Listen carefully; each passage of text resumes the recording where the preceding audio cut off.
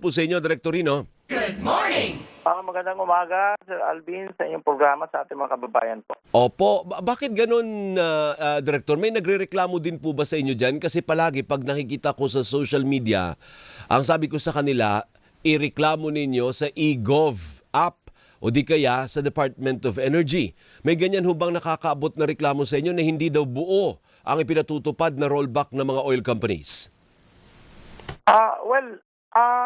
So far, tuloy ho ang inspection namin at malalaman ho yan sa magiging resulta ng inspection this week. Kasi yan ho ang binabantayan ng mga inspector namin sa price-related na mga directive ng Department of Energy. So far, kung meron hong actual na complaint, masasama din ho yan. Pero hindi na kami naghihintay, Sir Alvin, ng complaint. No? Talagang FO, mga field offices namin at saka yung head office ay nagkakaroon ho ng inspection simula kahapon hanggang sa linggo, no? Hanggang sa Sabado of this week. So ang sinasabi nila, Direktor, na nagtataas daw, halimbawa, di ba may rollback tayo kahapon, pagdating ng linggo pa lang, o Lunes pa lang, magtataas na halimbawa 2 piso o di kaya piso kada araw, ano? Tapos pagdating ng araw ng rollback, hindi na yun buo kasi tinaas mo na ng 3 days ahead or 2 days ahead eh. Well, Sir Alvin, malalaman yan kasi ang basis nga ng pagbe-verify ay yung mga resibo nung last week versus ng mga naka-issue na resibo simula kahapon. So, yun ang babanggain, hindi ho yung price display board lang. Okay. Ang babanggain ho doon yung mga resibo nung Tuesday last week hanggang Tuesday this week. Opo. So yan ho ang... So ano pa ang gusto ninyo sabihin sa mga nagrereklamo? Anong mensahe ng Department of Energy? Kasi syempre, sasabihin nila, hindi naman totoo yung binabanggit ng DOE, hindi naman sinusunod. Well, hindi ho naman tayo pwedeng kuminto lang. Kasi yan nga, ang unang-una, mandated yan. Pangalawa, nag-notify sila consistently ang mga oil companies sa adjustment na yan. So, ibig sabihin, wala hong miscommunication between the department at saka yung oil companies. So, ibig sabihin, pag may nahuli, sabihin na lang natin, tanggapin natin, hindi ho natin mauubos yan. Hindi naman ho ganun kadami ang tao natin. Pero, sa mga mahuhulihan sa kanila, mape-penalize ho yun. Opo. So yun na lang po ang assurance natin sa ating mga kababayan, Direktorino, na huwag kayong mag-alala. Ang mga taga-DOE nagmo-monitor naman, makikita ng DOE yan. Sir Alvin, ako, in my own personal capacity, though hindi official, pero sa personal kong pagpupunta sa mga gasolinahan, in my personal need, nagpapagas ako, nakikita ko naman na sumusunod. So far, itong aking favorite na 4 na gasoline station. Kung saan lang umaabutan nitong 4 na palagi kong dinadaanan. Pero inoobserbahan ko at nakikita ko kung mga impromptu na mga tanong at nakikita ko naman yung last week versus this week, nag-i-implement ho naman sila ng mga ng estimate na binibigay namin sa kanila, sa mga oil company. Tapos kahapon, sabi natin sa unang araw, puro negative pa yung presyo sa world market sa Singapore, ano, Direktor? Aba, yung pangalawang araw, dahil pangatlong araw na po tayo ngayon, although syempre mag-uumpisa pa lang, na-wipe out yung sa gasolina, Direktor, ano, dahil sa pahayag ni US President Donald Trump. Yung diesel na lang at kerosene na iwan. Yun ang ang trend, Sir Alvin, na nakikita natin na mukhang bumabawi, no? Talagang ganun ho talaga, Sir Alvin, no, pinapaliwanag talaga natin na ganun ka-volatile ho talaga ang price at ang movement nito, kung closing ito lahat na tinitingnan natin, daily trading closing price ho, talagang nagmo-move siya at hindi mo mapipredict ano ho talaga ang magiging ending nitong week na naman na to. Pero nakita nyo rin po na nabawi in just one day. Ang bilis kasi ang laki ng gasolina, mahigit piso pa yun nung first day. Sa second day, wipe out na kaagad. So, ibig sabihin, ganun kabilis ang pagpapalit ng presyo, lalo na depende sa mga development sa buong mundo, lalo na yung may relation sa geopolitical tension. Ano po? Yes. So, actually, ang nakikita ko na na-wipe out, Sir Alvin, ay yung diesel, no? Diesel lang na Na-wipe wipe out out sa'yo? yung diesel, yung gasolina may konti pang natira. Oh. I hope bumaba uli para makabalik uli dun sa rollback. O nga eh.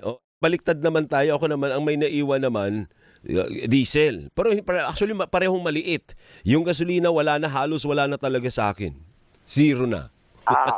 Parehong maliit, pero ang diesel ang na-wipe out, may gasolinang natira na konti, at yung kerosene meron pang rollback. Oo nga. Pero napakaaga pa ho nito kasi maaga pa. day pa lang. Yan. May 3 araw pa. So far, ang problema, mukhang nag-jump yung Tuesday trading price versus the Monday trading price. Pataas. So yan ho ang antabayanan natin. Kung maganda sana kung may announcement na gawin. Imagine, announcement lang ni President Trump, sana may announcement siyang gawin na magpapababa ng price. Grabe, salita lang po yan, ha? As in, wala pa pong nangyayari. And yet, meron na kaagad impact sa presyo. Can you imagine kung meron pa pong mangyari? O di, kung positive man yan, di magpapababa. Pero kung negative, kung bombahan, magpapataas po yan. Hindi ba, attorney? Yes po, Sir Alvin. Tama ho kayo. So, ang tabayanan ho natin at minomonitor naman ho natin ito on a daily basis. Okay. Ayan. So, marami na ulit nagme-message sa akin, Attorney Rino. Sabi niya, hindi totoo yan. Marami pong hindi nagpapatupad ng hindi saktong rollback. Ano po? Ano na lang po ang mensahe ng DOE? Meron po silang pwedeng puntahan yung ating mga kababayan na nagrereklamo? Well, sa IGOB, may report ho doon na option. Yun ho ang pinaka na-establish natin na institutionalized na complaint mechanism. But rest assured, yung inspection natin ginagawa on a daily basis. At ang kailangan mo natin in light of this, i-reiterate ho natin sa mga oil companies. Otherwise, tuloy-tuloy ho yung pag-penalize namin sa kanila. Okay. And one last, so far, nakailan na po ang rollback? Magkano na yung total na rollback since the war erupted at magkano yung total na increase? Para mabangga po natin, kasi hindi pa po nabalik sa dati, yung pre-war, 50 to 60 pesos yan eh. Hindi pa po tayo umaabot doon, Director. Yes, Sir Alvin, ang estimate ho natin dito nasa may babawiin pa ho tayong mga around 15 to 25 pesos, no? Doon sa range ng price na naging impact na umabot halos ng 60 pesos yung increases. So, ito pa ho sana kung another round pa, makakabawas pa ho sana. But ito po, alanganin ho tayo ngayong week.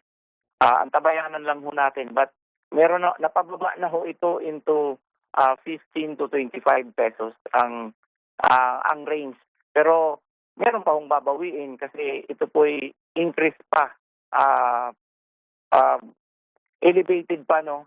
Kumpara doon sa pre-war price range natin. Opo. So ang kulang pa para makabalik sa dati ay 15 pa? 15 pesos pa? 15 to 25 pesos. Mama, malayo-layo pa. Nagre-range pa ng medyo mataas na increase at that time. Pero dahil naabutan na ng EO 110, yung emergency power, na-control na ho ito, yung adjustment ng weekly ng Department of Energy. Siguro mga dalawa pang big time na rollback, bawi na yan. Mga dalawa pa. What about sa LPG? Gaano kalayo pa yung natin, yung diferensya simula nung bago magyera? Well, Sir Alvin, wala pa tayong bawi sa LPG kasi wala pa. Before, meron pa ho, nag-increase tayo ng almost 300 on March to April. And then, na-control lang natin dahil ang naging increase ngayon is 1.22 peso per kilogram. Mga around 13 peso and 42 centavo per 11 kilogram cylinder. Pero may dalawa ho tayong brands na nag-implement ng rollback despite ng sinabi namin na ito lang ang increase. Konti lang naman naging increase ngayong April to May, but dalawang branch ho ang worth mentioning ho yung Regasco at Price Gas na nag-rollback instead ng tigda 2 piso per kilogram. Hindi, tama naman. Yun. Yun ang maganda doon kasi naabot pa nila na magpa-rollback. So, ang presyo Hindi pa ngayon, mabawi yung 300 peso na increase. ang presyo For ngayon 11 kilogram. naglalaro sa magkano? Around 300 peso per 11 kilogram ho. Yung Hindi, more. Babawiin pa ho natin. Ah, babawiin pa, More 300. yeah, So, yung for presyo 11 ngayon, kilogram. saan naglalaro yun? Umabot pa rin ba ng 1.5? Yes, nandyan pa ho Meron pa tayo rin. ngayon sa 1,600, even more, 1,600. From 1,200 to 1,600. Wow, mahal ano po. Wala pang makikita sa market na below 1,000 na LPG. Yes. O We dati, would presume, Sir Alvin, but of course, naka-range ho yan even before the control ng EU 110 sa hindi but ang atin hong monitored price talagang wala pang below 1,000 Oo nga, per yes. 11 kilogram. hari nawa yan ay bumaba pa ng todo para ma-afford ng ating mga kababayan. Maraming salamat, Director Rino. Mabuhay po kayo dyan sa Department of Energy. Magandang umaga ulit sa lahat, Sir Alvin. Bye-bye. Si Attorney Rino Abad, ang Direktor po ng